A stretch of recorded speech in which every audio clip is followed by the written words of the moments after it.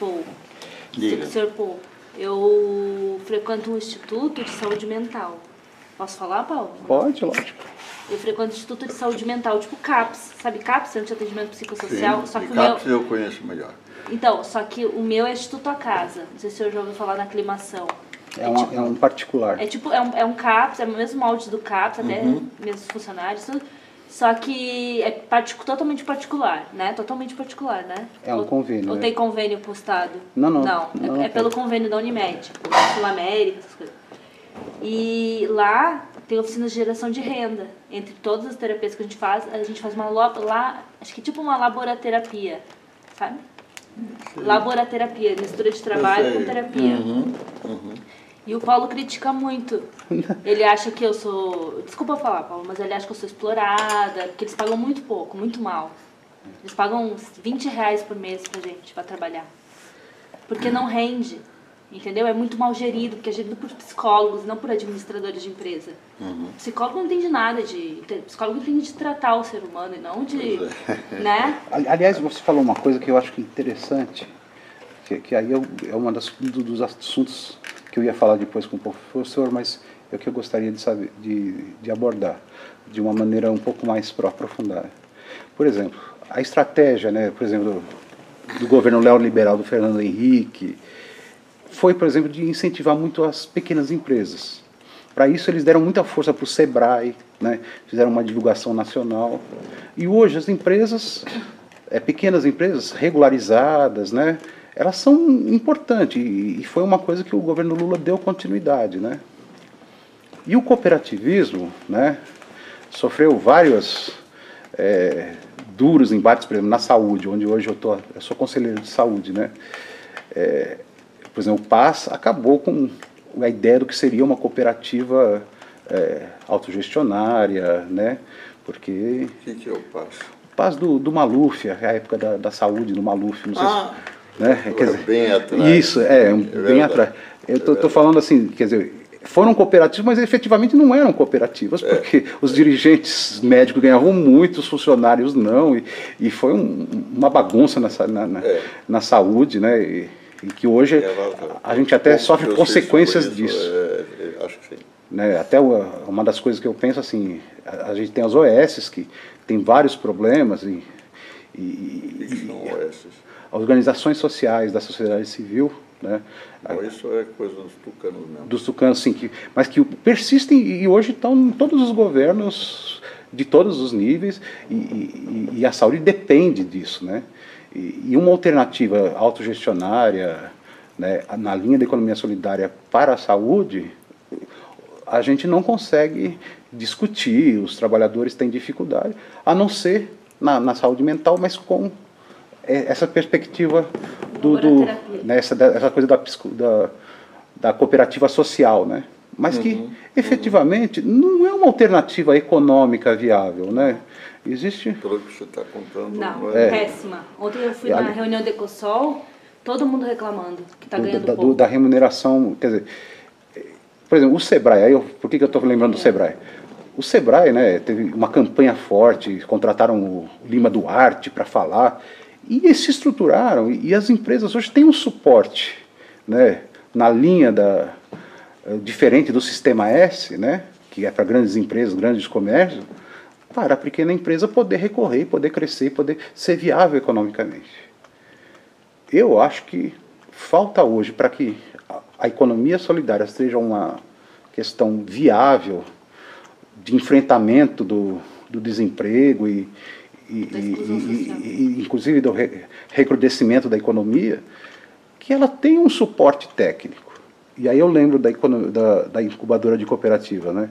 Naquela oportunidade nós tínhamos técnicos voltados a pensar, algumas poucas cooperativas. Da USP, a da USP. Ah, sim, bom, essa é a minha incubadora. Sim, a minha também, eu também sou fundador, estava junto com o senhor lá, aprendendo. Eu era aluno da Sônia Krupa, né? Da pedagogia. Você é formado em pedagogia? Não, eu sou formado em psicologia, já era formado. E aí eu fiquei 1 ano na pedagogia. Quando a incubadora cresceu, eu larguei a pedagogia e fiquei me dedicando à incubadora. À incubadora. Não, né? Ela ainda existe, é forte. Sim, sei. muito importante para nós. Por exemplo, a Verso, a cooperativa de psicólogos, o pessoal me chamou e eu sou signatário da Verso. Né, o Egeu, a Regiane, a gente fez muitos trabalhos com acústico e eu fui, a partir daí, trabalhar na Prefeitura de São Paulo com os moradores de rua, com o padre Júlio Lancelotti, e desenvolveu os catadores. Algumas cooperativas a gente fez, mas a gente ainda não tem esse salto. Quer dizer, uma pergunta que eu quero fazer com o senhor: será que a gente não precisa de um órgão especializado em economia solidária para dar um suporte técnico e econômico e até financeiro na linha assim de um banco de desenvolvimento como é o BNDES, para que seja viável economicamente a cooperativa? Eu acho que a Ecosol já tem isso, que a moça estava falando ontem. Desculpe, me ajude. Quando você fala Ecosol... Economia Solidária em Saúde Mental. Que é esse... Você chamou Ecosol? Isso, a entidade, ele que entende. Desculpe, mas eu não sei. Ecosol é uma cooperativa? Não, é a rede. É a rede de economia solidária. Paulista Paulista saúde mental. E já é no estado todo, e acho que até para fora do estado já tá sendo desenvolvido. Eu sabia da rede paulista de economia, de saúde mental e economia solidária. Esse é o nome, né? É isso que você está chamando de Ecosol? Isso, é. É que ele entende mais que eu. Não, mas é a rede Ecosol, é o site que eles têm, é a rede Ecosol, faz assim, as feiras. Uma vez por mês na Maricova, se o senhor quiser conhecer, comprar alguma coisinha, um artesanato, comer uma carne louca, que é o que eu faço na barraca. Carne louca. Fica na Paulista. Na Avenida Paulista. Na Avenida Paulista, uma vez por mês tem um... Entre o metrô Consolação e o metrô Trianon, Ministro Rocha Azevedo com Paulista. Tá ali.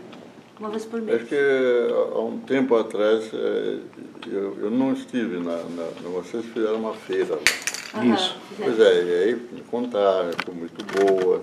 Eu tenho praticamente contato, obviamente, com a Ecosol, mas... Não está muito boa não de vendas. Aí eu quero trabalhar pela divulgação.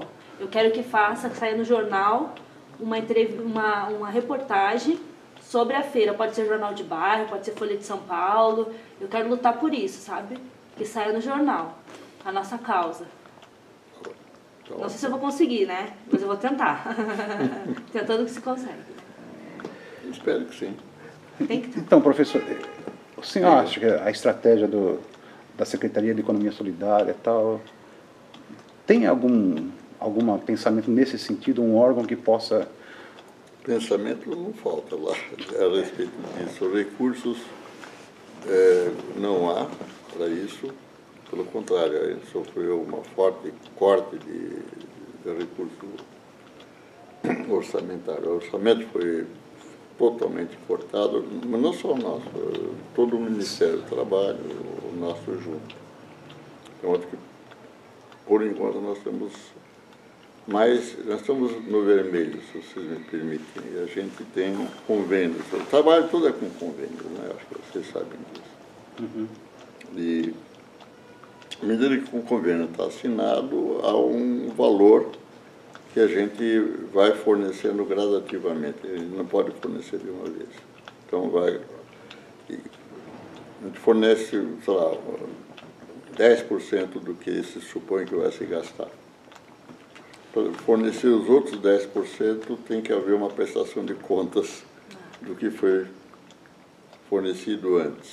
É tudo contra preocupações com a fraude e assim por diante. É um trabalhão, mas de qualquer forma, com o corte do orçamento, nós não temos o dinheiro para passar para os convênios, são 200 e tantos.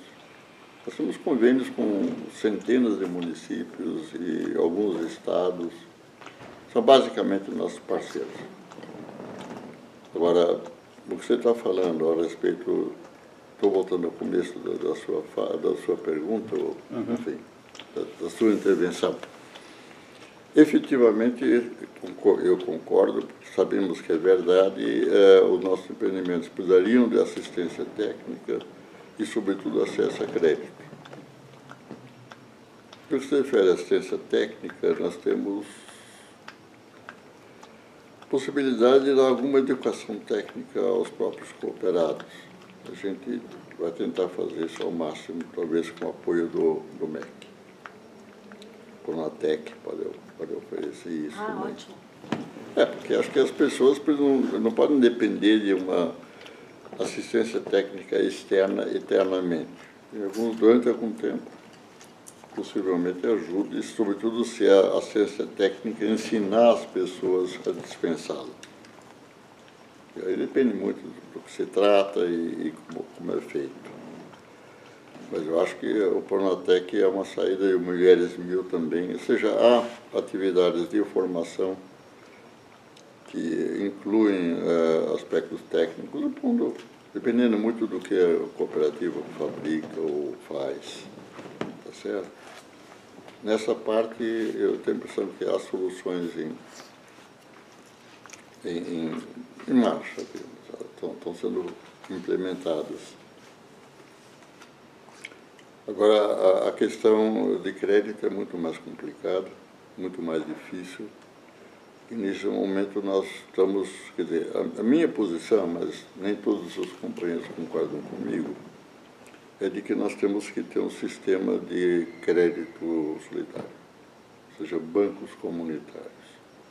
Já existem hoje no Brasil 100 e poucos, 107 bancos comunitários. E provavelmente os bancos comunitários ainda vão se multiplicar. Há muitos municípios interessados nos bancos comunitários.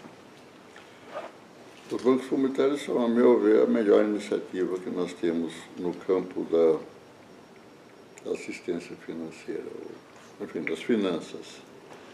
Além dos bancos comunitários, há cooperativas de crédito. A meu ver, é uma forma superior, porque ela é legalizada, o banco comunitário é acompanhado pelo Banco Central e, sobretudo, pode receber depósitos. É isso que permite à cooperativa de crédito efetivamente dar crédito a cooperativas, ou quem quer que seja. Os outros empreendimentos, tipicamente a banco comunitário, que é muito parecido com cooperativa de crédito, né? O banco comunitário pertence ao município, pertence ao bairro, pertence, enfim, na área em que ele atua. A população dirige, autogestão.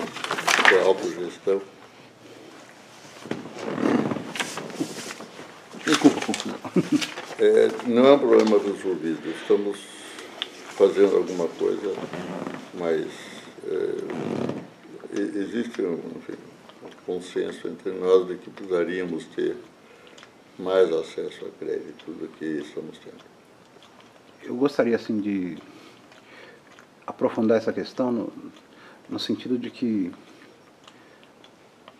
é uma coisa que eu não vivenciei, mas o pessoal que vivenciou diz que desde a época do governo paralelo do Lula, né, existia um embate muito forte, né, entre a economia solidária e os marxistas em geral, né, quer dizer, considerando que o senhor tem uma origem aí de um socialismo do Owen, um socialismo autogestionário, né, e o pessoal que, por exemplo, o Plínio, né, o saudoso Plínio aí que faleceu no passado. Plínio da Lula Sampaio. Que tinha um embate muito forte, né, de como seria o desenvolvimento da economia. Nesse governo paralelo, acho que teve uns debates mais intensos até com o Lula presente, né, e o pessoal... Foi o governo paralelo? Oi?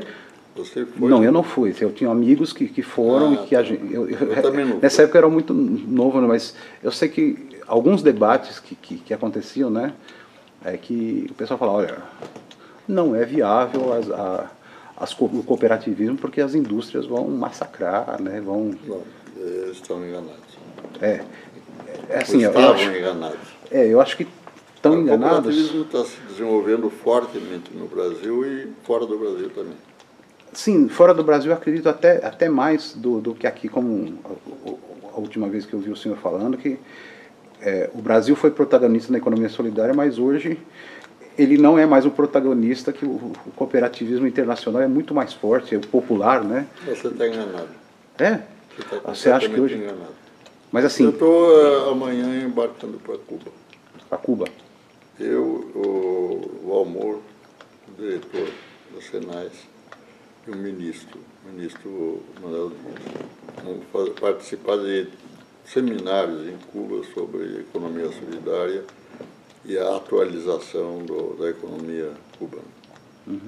Estão fomentando agora cooperativas urbanas. Antes somente havia cooperativas agrícolas. Agrícolas, né?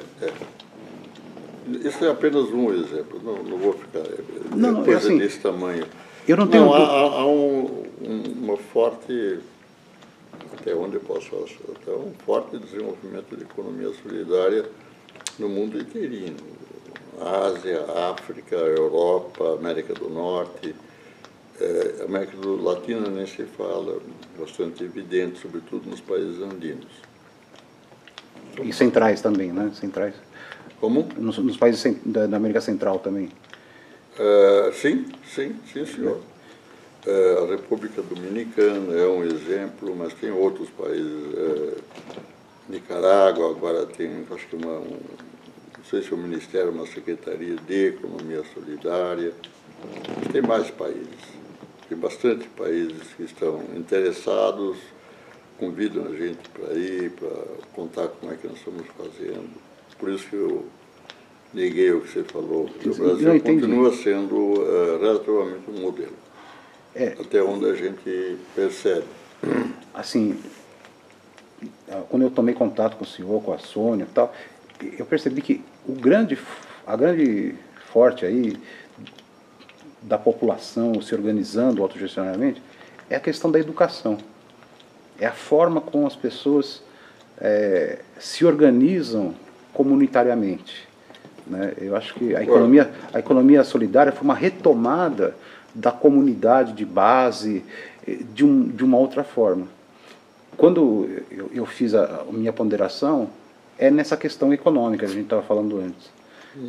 Eu acho que a organização de uma comunidade, ela está muito centrada hoje nessa questão do cooperativismo, enquanto a comunidade organizada. Agora, a viável economicamente, eu acho que ainda não é uma política de Estado efetiva que a gente possa fazer frente a uma economia capitalista muito exacerbada, até financeira, nesse país. É nesse sentido que eu gostaria de ponderar. Quer dizer, eu acho que hoje, né, o Brasil até resistiu muito, né, até pelo consumo e pelo aumento dos salários, mais do que pelas cooperativas, né, mas que hoje a gente está no impasse, né, quer dizer, o mundo todo vem sofrendo aí uma concentração de renda, né, o Brasil estava na contramão. Isso é o normal, né, nesse capitalismo desvairado, que é mundial, né? É mundial, é. Eu diria que há muito pouco disso no Brasil, muito mais nos Estados Unidos, na Europa. Sim. E está sendo hoje estudado e denunciado. As diferenças, os desníveis estão crescendo incessantemente. Em democracia, curiosamente. Em democracia, E a gente vê, por exemplo, o caso da Grécia, da Espanha e de Portugal, são emblemáticos para dizer como que países que não são grandes potências, mas que atingiram um nível de vida e hoje estão sofrendo muito fortemente. Muito, é verdade. Grécia, em particular. A Grécia está tentando reagir, mas com muita dificuldade, né? Elegeram um governo, eu diria, nitidamente de esquerda e que não vai fazer a política dos governos gregos anteriores que sacrificaram muito a população. Mas está numa encruzilhada, porque a pressão internacional é muito forte para que... Basicamente, concordo com você, isso que você falou. Há uma espécie de sufoco financeiro da Grécia, porque ela está no euro, portanto, ela não pode ampliar a oferta monetária. Se ela tiver a própria moeda, ela imprime a moeda e põe em circulação, faz a economia crescer. Agora, o euro não, ela não cria o euro, ela pode manipular, pode recebê-lo por vendas que faça, etc. Mas está vinculado ao Banco Central Europeu e aí não tem como ele ter a liberdade dessa política. Todo o conflito ao redor da Grécia, ela tinha uma dívida externa monstruosa em relação ao tamanho do país e do PIB. Eles foram governos de direita que fizeram. Deixaram uma dívida monstruosa e eles têm muita dificuldade em pagar essa dívida efetiva. Agora eles estão na beira de deixar o mercado comum, porque simplesmente não tem dinheiro como pagar uma parte da dívida, são vários bilhões de euros. E os credores não querem nem dar mais tempo nem nada. Há um bata-conflito agora entre o governo recém-eleito da Grécia, isso tudo vocês acompanham pela imprensa, né? E aí eu penso assim, né, que muitos socialistas, né, não enxergam na autogestão uma possibilidade econômica do trabalhador crescer. E qual é a outra possibilidade?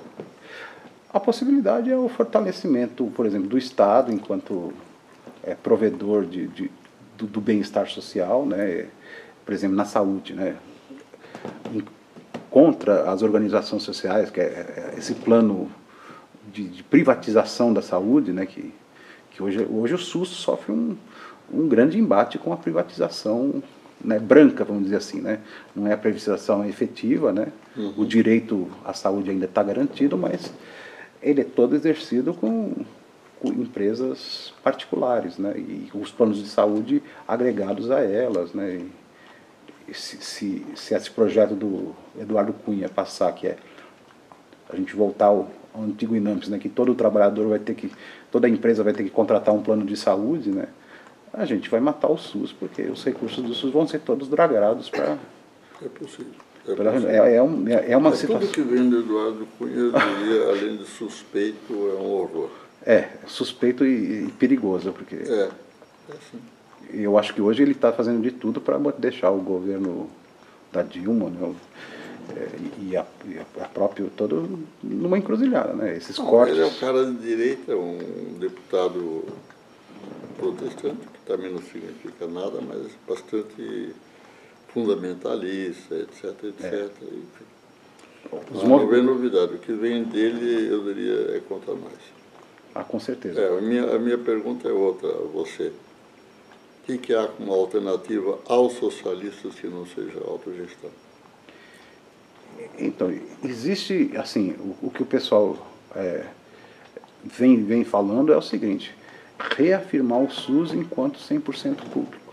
Tá bom. Estatal. Isso eu estou inteiramente de acordo. Também sou inteiramente de acordo. Antes você levantou uma questão ideológica muito mais ampla.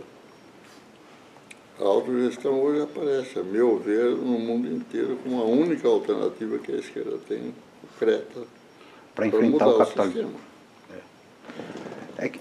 A solução stalinista foi uma desgraça. Ah, sim. Inclusive em Cuba. Não funcionou. Funcionou da pior forma. Quer dizer, você entregou a economia inteira a algum grupo de burocratas, chame como quiser, e a população ficou à míngua. O que está acontecendo hoje na Venezuela, que falta as coisas mais elementares, estava acontecendo na União Soviética, que é muito mais rica, etc. Me lembro das piadas que se fazia quando alguém via uma fila na rua, entrava na fila sem saber por quê, porque deviam estar vendendo alguma coisa que está em falta. Isso era uma história que se contava quando... Enfim, o socialismo real foi uma farsa. Sim. O socialismo não tinha nada e é muito inferior ao capitalismo democrático. Sim, muito inferior. Não é a alternativa. A alternativa que nós temos, acho que hoje, é a economia solidária ou algo semelhante. Na verdade, a gente chega a dizer que quando o Stalin assumiu o poder nessa estrutura, o socialismo acabou na União Soviética, né? Porque os sovietes, toda a organização comunitária, ela foi execrada, né? Acho que a partir do momento que se botou para fora o Trotsky da União Soviética, o socialismo já estava numa ditadura que não tinha nada a ver com a população, né? E, aliás, foi um grande mal para para toda a esquerda se fiar ainda num regime como esse que, pois é, por com isso certeza, mesmo o que aconteceu em 91, quando finalmente acabou a União Soviética e aquilo tudo foi alterado sem guerra civil, sem violência, porque a população já não queria mais. Nenhum desses governos, nesses países, muitos, Polônia, Bulgária, Romênia, são dezenas de países que têm, por assim dizer, governos, democracias populares. Democracia não quer nada. Nós sabemos. Uhum. Pois é, nenhum desses governos hoje é democrático, elege, etc.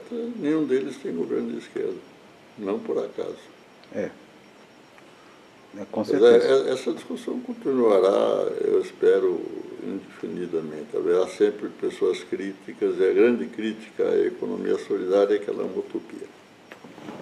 Sim. Não tem viabilidade. O que é falso, é Mas só olhar o que está acontecendo. acontecendo. No Maricovas está acontecendo, né? Não, efetivamente ela acontece. Agora, Ela quem? a economia solar efetivamente acontece, está aí, as pessoas Ela estão tá se aí, organizando. ela tem problemas, é evidente que tem problemas. Agora que ela está sendo esmagada pela economia capitalista é totalmente inverdade. Sim. Não, isso é o Não que é se verdade? falava, que se falava. Hoje ela é uma atividade concreta. Agora, ela é uma atividade que vai alavancar o desenvolvimento do país. Nesse aspecto aqui, aquela questão que eu tinha falado, as questões técnicas de crédito, né? Porque hoje, mesmo a burguesia nacional, a empresariado nacional, se ele não tiver um aporte do BNDES e o aporte de todo o Estado dando infraestrutura, eles não persistem. Por exemplo, a indústria, a construção civil, né?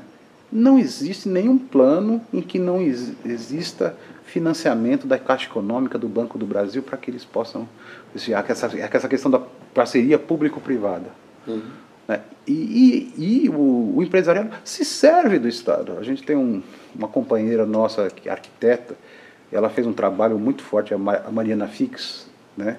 Conheço. Você conhece, né? Mariana, ela foi minha aluna. Foi sua aluna, né? Então, ela é uma colega nossa dos movimentos. Eu gosto muito dela. Eu também, ela fez um trabalho muito interessante quando a favela do Morumbi foi arrasada. Foi a tese, acho que, de mestrado dela. E ela coloca muito claramente, olha, esses empresários da construção civil, eles se servem do governo para ter lucro e não dão nada em troca para a sociedade. Quer dizer, fazem as construções para ter um maior lucro e se servem das benesses, da sonegação fiscal. Né? E por que uma economia solidária, uma autogestão dos trabalhadores não poderia também, de alguma forma, ter um aporte do recurso do Estado para poder se manter? Esse ponto eu posso te dar uma resposta, porque o governo federal que apoia a economia solidária, a própria Senais é uma prova disso, não tem suporte parlamentar para fazer as mudanças que seriam necessárias. Na última eleição parlamentar nossa, que foi em 14, né, o ano passado, Sim. A direita ganhou. Nós perdemos não tudo, evidentemente, há bancadas de esquerda, tanto na Câmara como no Senado. Não temos maioria no momento. E eu diria mais, assim, né, como uma pessoa que participou da eleição, que aqueles parlamentares, mesmo os de esquerda, que eram mais avançados, esses não tiveram nenhum recurso financeiro para poder fazer a sua campanha e não foram eleitos. A gente teve, mesmo dentro dos partidos de esquerda, o pessoal um pouquinho mais, vamos dizer assim, afeito a flertar com a direita, que foram eleitos.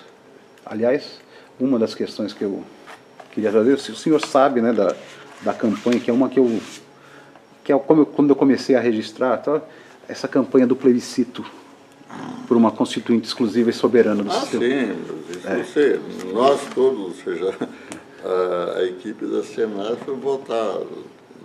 Houve uma votação simbólica por uma constituinte. Isso, foram 7.700.000 votos. Pois é, nós estamos entre eles. Pode ir, amor. Vou ir, tá? Tá bom.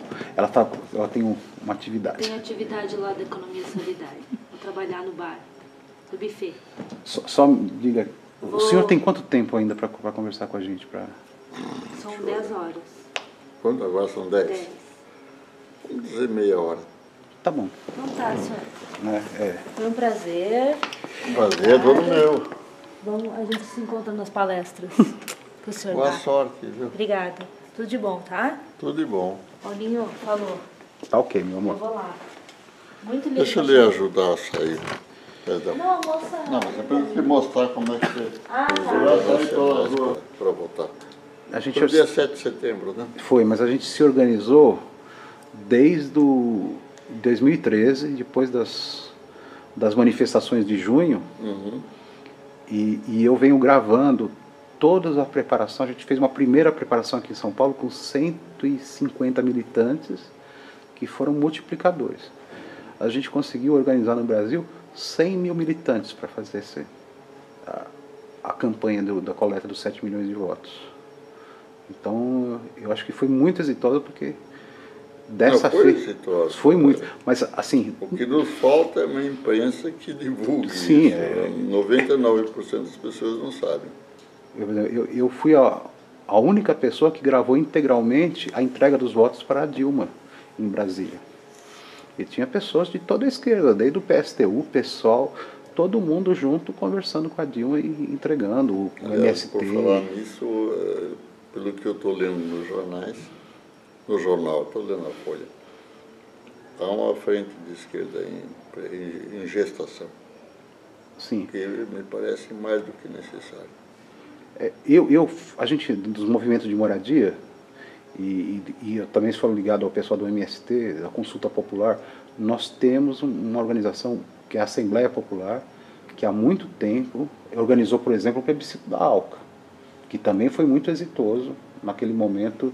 Se a gente assinasse com a ALCA, eu acho que nós não teríamos a possibilidade de ter um governo do Lula que tivesse uma transferência de renda significativa como tivemos, né? Bom, até o governo do Fernando Henrique foi contra. Sim, no final eles quando eles viram o que ia acontecer, até a Fiesp apoiou a campanha. É lógico. Eles perceberam que... nós não fizemos o que o México fez. O México está pagando o preço.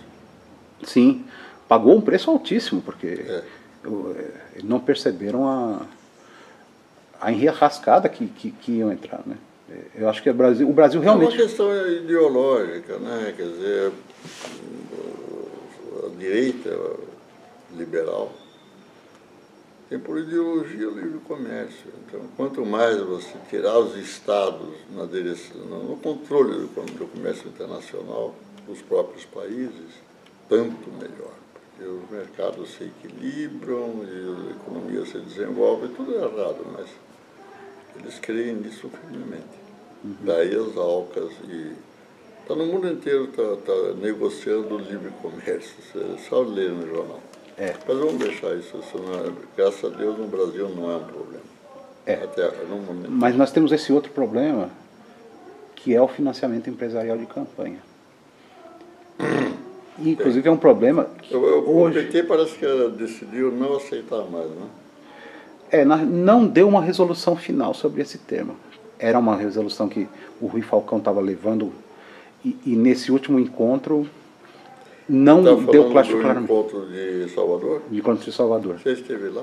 Eu não estive, mas a gente sempre tem gente nossa que está lá e a então gente... conta, porque eu não falei com ninguém que esteve lá, não teve chance. O que aconteceu em Salvador? O que eu acompanhei, que era essa questão da reforma política, que a gente tem como uma bandeira prioritária, é que a questão do financiamento empresarial de campanha, que era o PT estava indo para fechar a questão contrário, mas é lógico. Mas hoje recrudesceu e não foi fechada essa questão. Deixou em aberto. Eu sei que havia resistência dentro do próprio PT. Isso. E essa corrente... O PT recebe dinheiro dele. Sim. O que, a meu ver, é péssimo. É péssimo. Quando eu soube que o PT em dinheiro resolvido não receber mais, eu só não abri uma garrafa de champanhe, que eu não estou acostumado. Mas assim...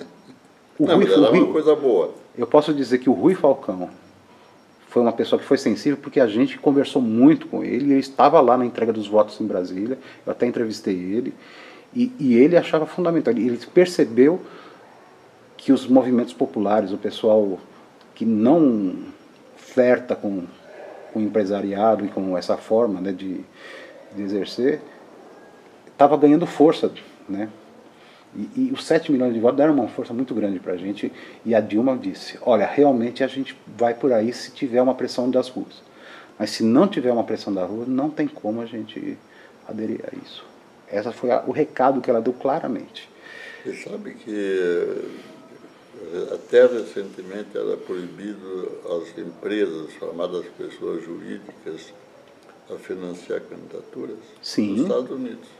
Nos Estados Unidos. Então, os Estados Unidos, a revista deles aqui, a mais importante, Times, ela disse há 2 anos, 3 anos atrás, que a liberação das empresas para a campanha acabou com a democracia americana. A Times disse foi uma isso. decisão do Supremo deles. Isso. Eles fizeram uma demonstração, uma resolução, e eu concordo plenamente. E vai ser já está sendo. Os republicanos conquistaram as 2 casas do Congresso, o Senado, você acompanha isso também, Sim, né? o Senado e a Câmara dos Deputados, quando o Supremo deles decidiu que a pessoa jurídica tem tantos direitos quanto a pessoa física. Quer dizer, todos os direitos democráticos da pessoa física é também da pessoa jurídica, são a mesma coisa.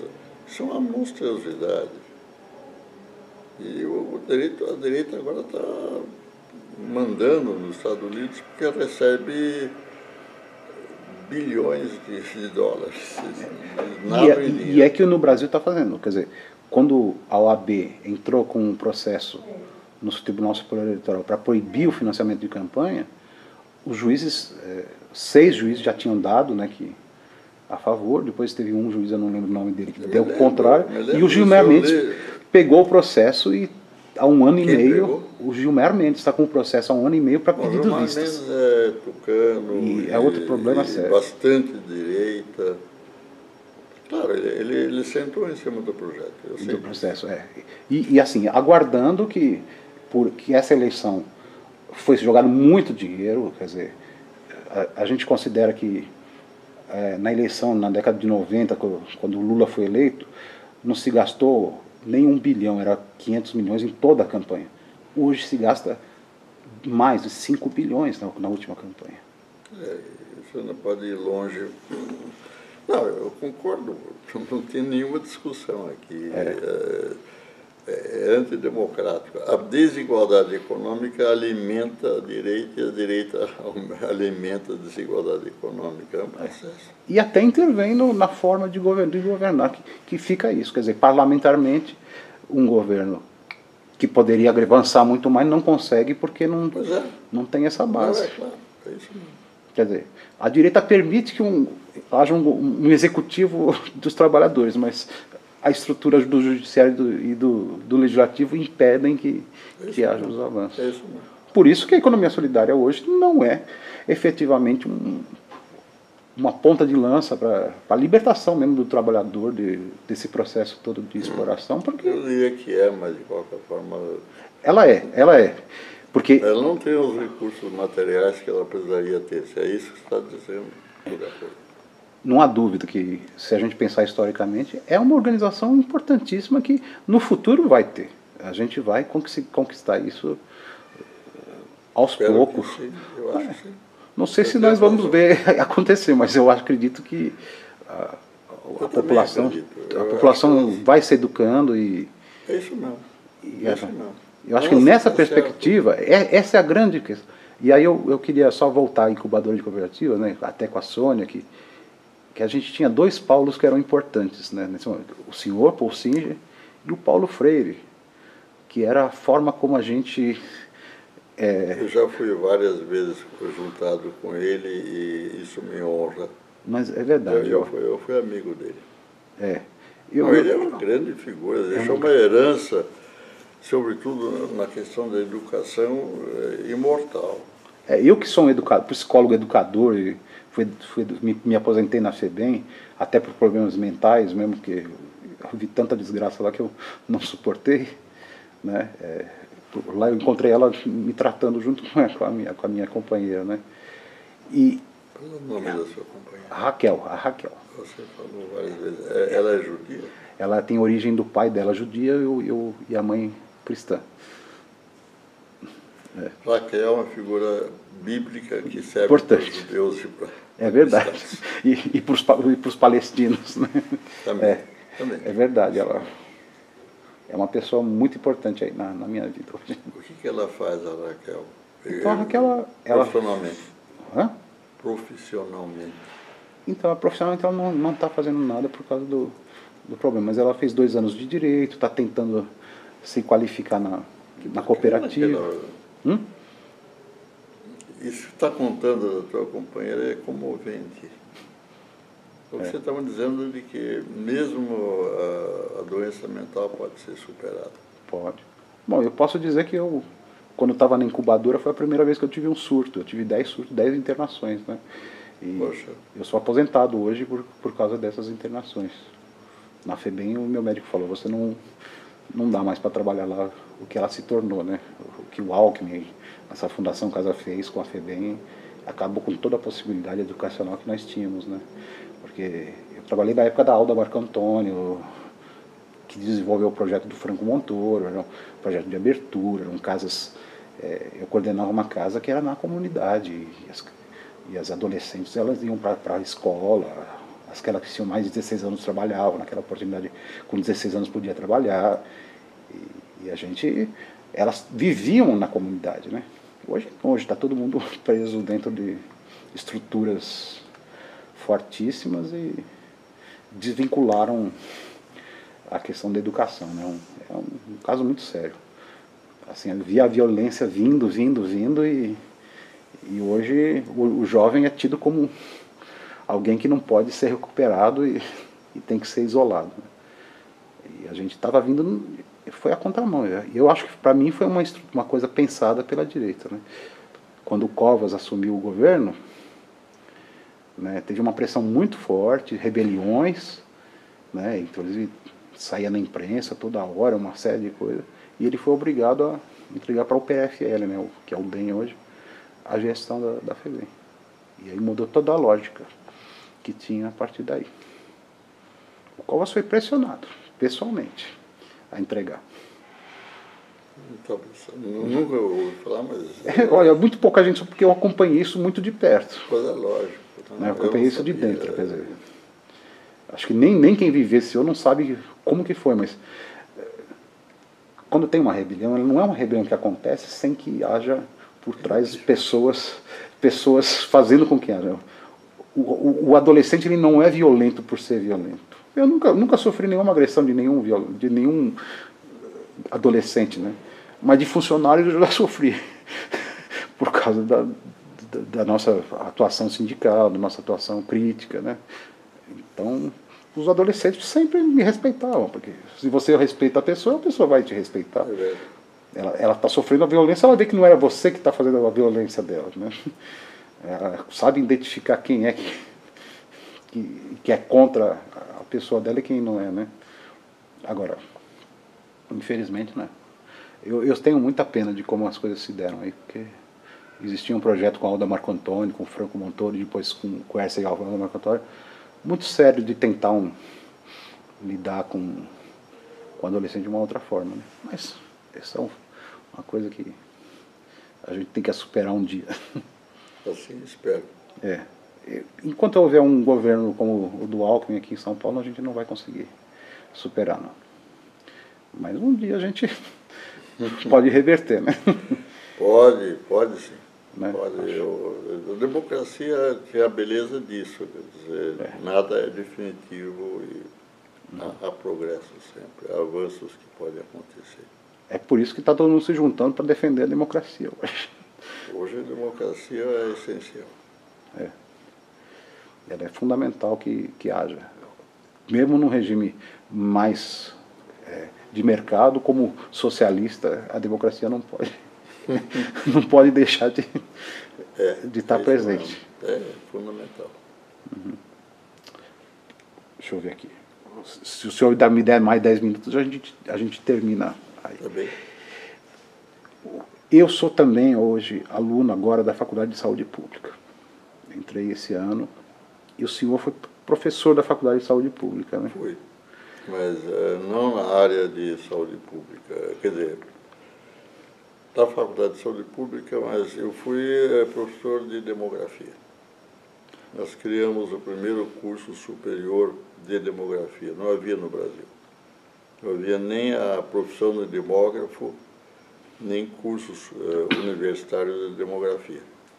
E uma professora da Faculdade de Saúde Pública, Elza Bercó, Sim.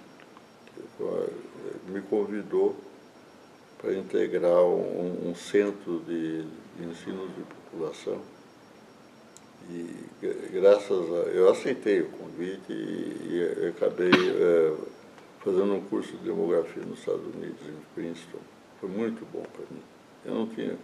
Quando eu era economista, demografia seria um elemento importante para o economista, o que acontece com a população, se cresce ou não, se morre ou não. Tudo isso são coisas fundamentais e no Brasil eram estudadas individualmente, ou em geografia, ou em história, alguma coisa assim. Mas tive um curso com um grande demógrafo americano, professor, e valeu. Então eu fui para lá e fui ser professor até ser aposentado pelo regime. Pelo regime militar, né? Pelo golpe militar, né? Quantos anos o senhor ficou lá, senhor? Você recorda? Eu voltei dos Estados Unidos em 60 e poucos, logo depois houve o golpe militar, o que me obrigou a sair da Faculdade de Economia, onde eu era professor. E aí eu recebi o convite da Elza Bercó para ir para lá. E para lá fui. Isso deve ter sido 65, por aí. Ah, então foi durante o regime militar que o senhor foi professor lá? Uhum. Até o momento do AI-5, provavelmente?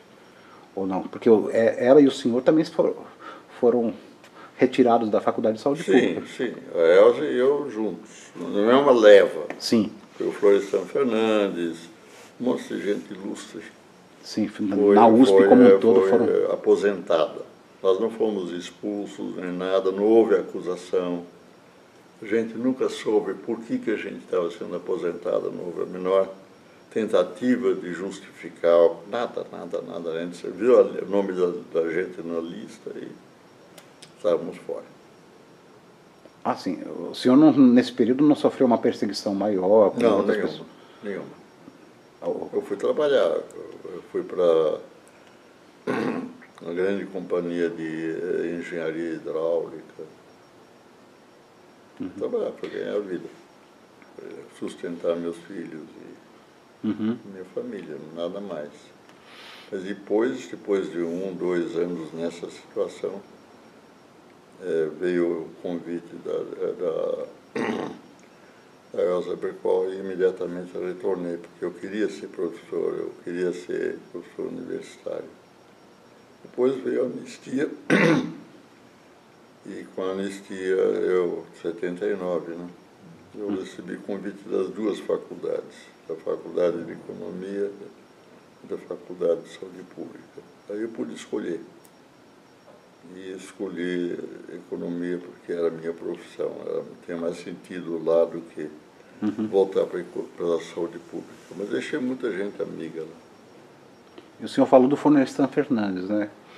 Eu, pelo meu conhecimento de militante, de uma pessoa dentro do Partido dos Trabalhadores, né? Eu acho que o senhor é uma pessoa importante.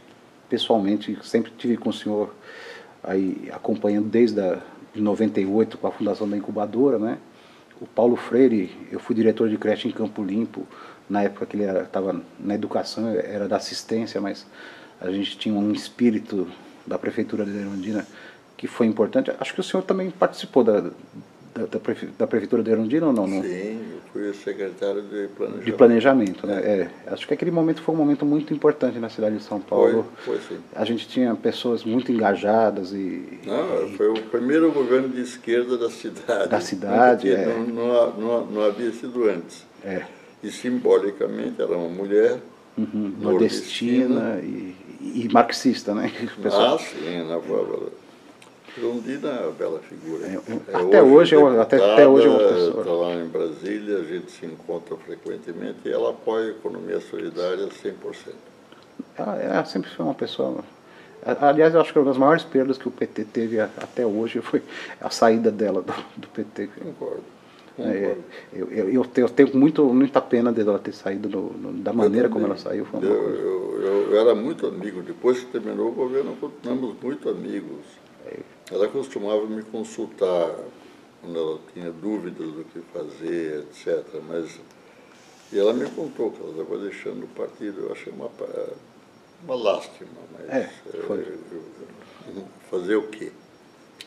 Mais recentemente eu vi que ela estava bem arrependida de ter. Ela não falou explicitamente, mas pela conversa, ela estava chateadíssima com o Partido Socialista no qual ela está.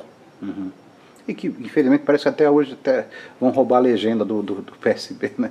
Vão acabar com a legenda, que eu espero que não aconteça, mas parece que vão tirar a legenda do PSB para se juntar com o PPS, formar uma outra coisa. Que o PSB... O senhor teve participação no PSB também, né? Eu fui membro do Partido Socialista durante um bom número de anos, até a gente formar o PT. O PT, E na formação do PT havia socialistas, um bom número.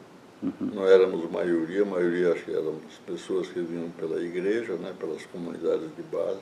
E os sindicatos que estavam associados, muitos deles? Não, foi um conjunto grande. Sim, foi.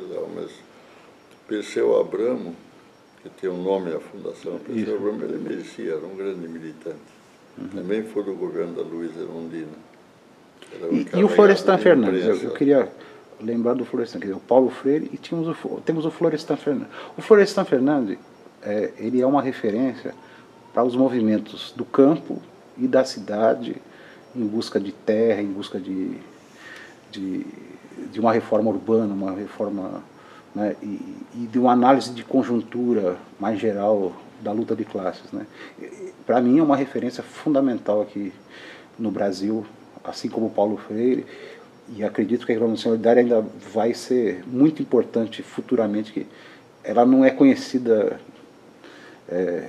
essa experiência brasileira, tal como foi o Rochdale e os princípios da economia solidária. Muitas vezes se faz a economia solidária sem se reportar esses princípios que para mim são fundamentais. Se a gente foge de um princípio, essa é a minha maneira de ver, a gente pode reverter todos os outros, porque se a gente não... Certo, eu concordo plenamente. Né, aqueles 30 trabalhadores ingleses foram geniais. Os princípios foram tanto assim que estão sendo praticados hoje, enriquecidos com novas atribuições, enfim. Eu diria que a pauta do cooperativismo está crescendo.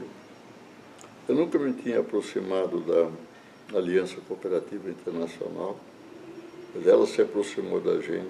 Eu comecei a receber convites para as reuniões que eles faziam e fui a todas. Tenho amigos lá agora, tem muita gente amiga.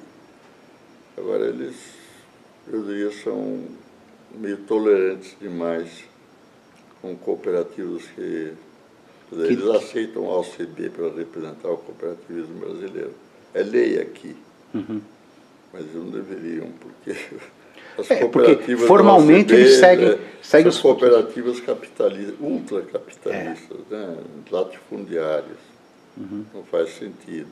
Não faz. Mas, de qualquer forma, hoje, a Aliança Cooperativa Internacional é dirigida por uma mulher, uma inglesa chamada Pauline Green.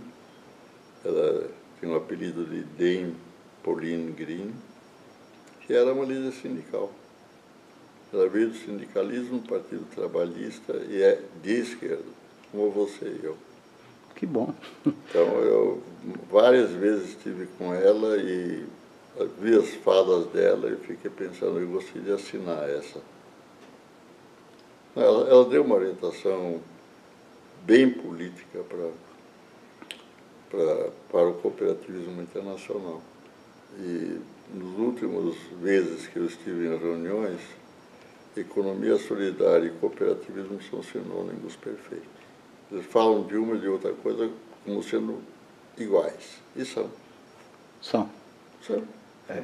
A gente precisa recuperar esse socialismo, que é um socialismo da comunidade organizada, nos sovietes, na maneira... que é a maneira mais democrática que possa existir. Né? Exatamente, você está certo. É isso mesmo. Olha, professor, muito obrigado. Tá? Eu vou postar isso aqui no meu pequeno blog ali. Pois certo? não pode postar, porque você fez uma entrevista e percebemos que nós estamos inteiramente de acordo. Não chegou a nenhum momento em que tivéssemos pensado de outra forma. As questões que eu levantei assim, para polemizar, é muitas vezes a falta de entendimento que as pessoas têm sobre a profundidade do que é a economia solidária. E eu que, dentro da educação, eu me especializei em falar sobre os princípios do cooperativismo, no início, que é uma aposta muito rigorosa de organização. Se a gente esquece um deles, a gente pode reverter e cair nas amarras do capitalismo. Você está muito certo. Daí que eu admiro os probos pioneiros do Rochdale. Eu também. Nos deixaram uma linda herança. Uhum. Eu tenho aqui uma pequena lembrancinha, fica sentado aqui que aí eu entrego para o senhor. É uma pequena lembrancinha aqui. Um reloginho. Oh, que lindo! Ele é bonito, ele não é um original. Ele não é um original. Ele é uma cópia, não é uma joia. Você que construiu? Não, de maneira nenhuma. É um que eu comprei, eu achei que tem algumas assim, mas é bem simples, tá? Mas é só um agradecimento a toda a oportunidade que eu tive de me desenvolver profissionalmente, tendo contato com a incubadora de cooperativas e depois outras palestras, eu sempre acompanhando os seus textos. Olha, muito obrigado, realmente é lindo. Deixa eu fazer uma pergunta, o que você está fazendo profissionalmente?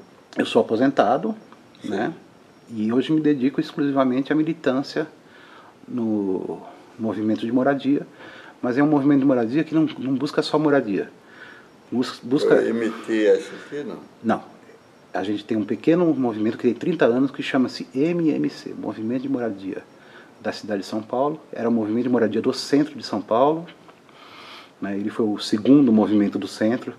O primeiro foi a União de Luta dos Cortiços, né? União... Nunca ouvi falar. São pessoas ligadas aos movimentos trotskistas, né? Alguns leninistas, por exemplo, o pessoal da Consulta Popular. Teve origem muito próxima do MST. Eu militei no MST, mas assim, organizando a população de rua para ir para os acampamentos, sempre fazendo um trabalho urbano. O Marcelo, meu genro, ele fez uma tese de doutoramento exatamente de um assentamento do MST, que ele acompanhou 5 anos, em que havia população de rua e trabalhadores do campo.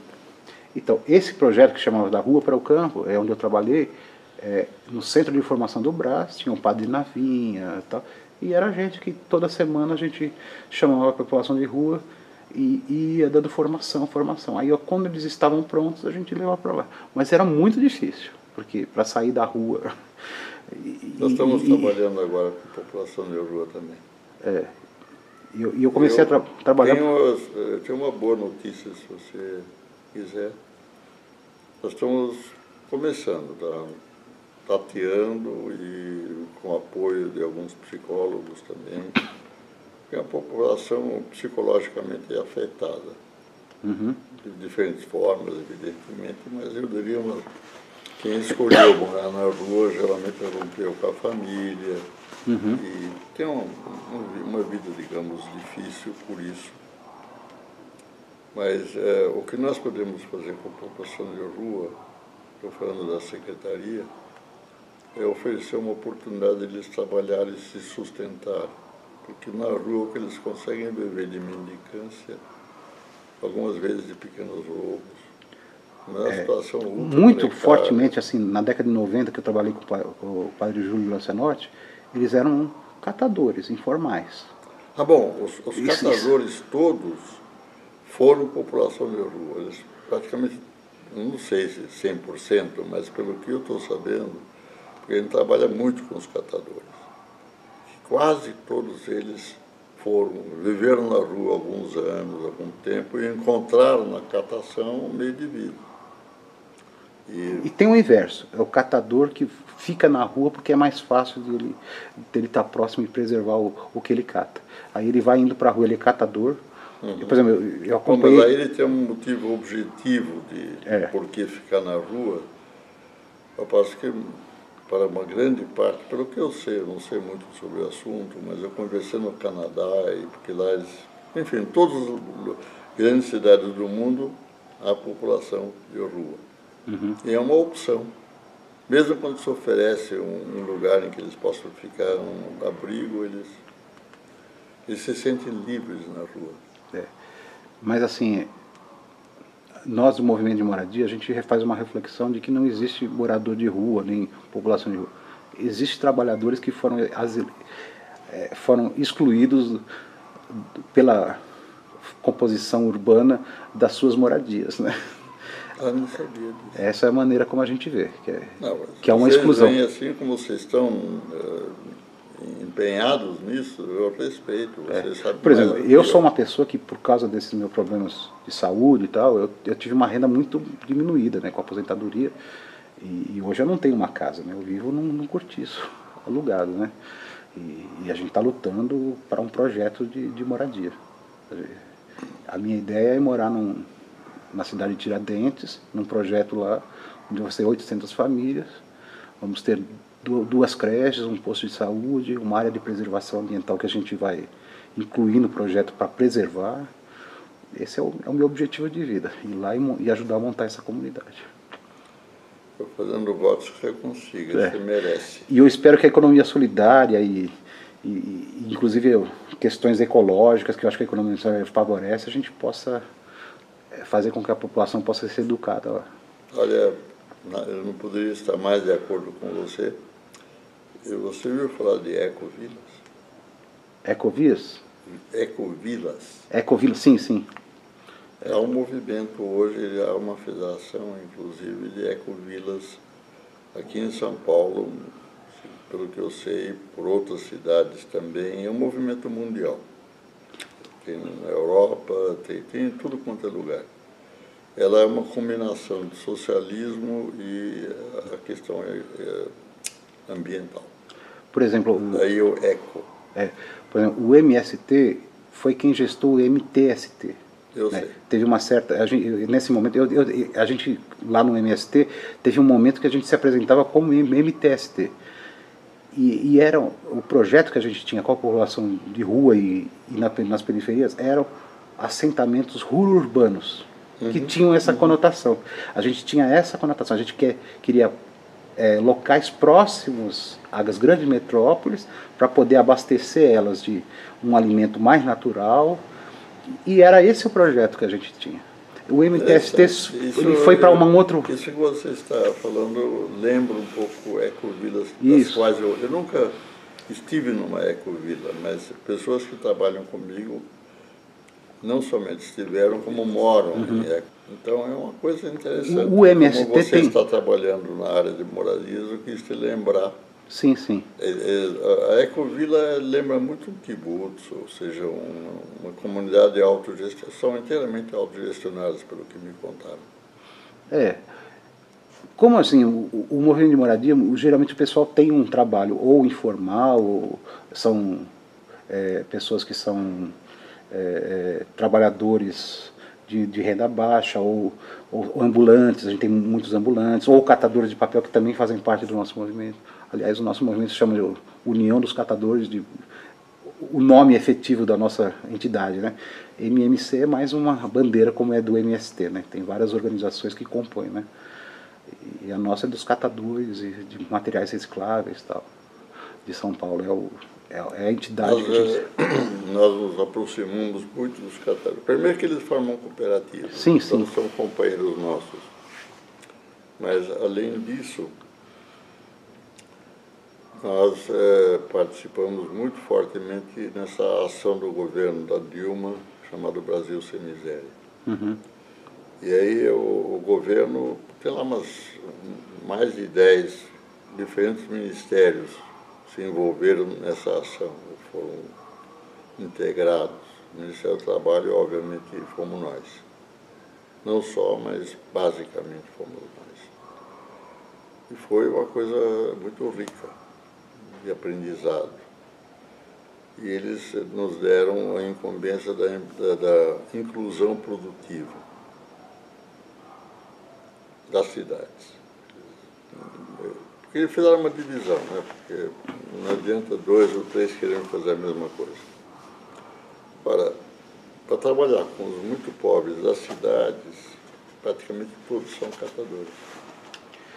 Tem ambulantes também muito pobres, tem outras Vendedores ambulantes. vendedores ambulantes aqueles que não são legalizados, que tem que ficar fugindo do rapa, né? E eles têm uma dificuldade muito grande de se colocar, viu? Aquele que não tem um ponto fixo, que não está registrado.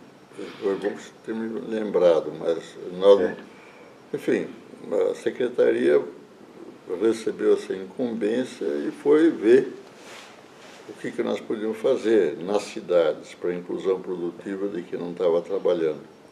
E esbarramos nos catadores. O catador é fundamentalmente um morador de rua que sobrevive dignamente com o trabalho de selecionar o que nós jogamos fora. É verdade. Essa é a realidade. Agora, tem muita gente que mora na periferia e que faz a catação no centro da cidade, porque é onde tem mais riqueza. Né? Uhum. Mas eu conheço famílias inteiras que às vezes passam a semana catando e quando os escritórios estão fechados, eles vão para a sua residência. Né? Tem muita gente assim, quer dizer, eles são na rua enquanto estão trabalhando. E quando não estão trabalhando, eles têm uma residência bem afastada, né, na periferia. É bom que eles tenham uma residência. Tem muitas famílias que são organizadas dessa forma. Vamos chegar lá. Isso aí. Muito obrigado, professor. Nada. Obrigado pela visita e o prazer de te conhecer. Desculpa ter chegado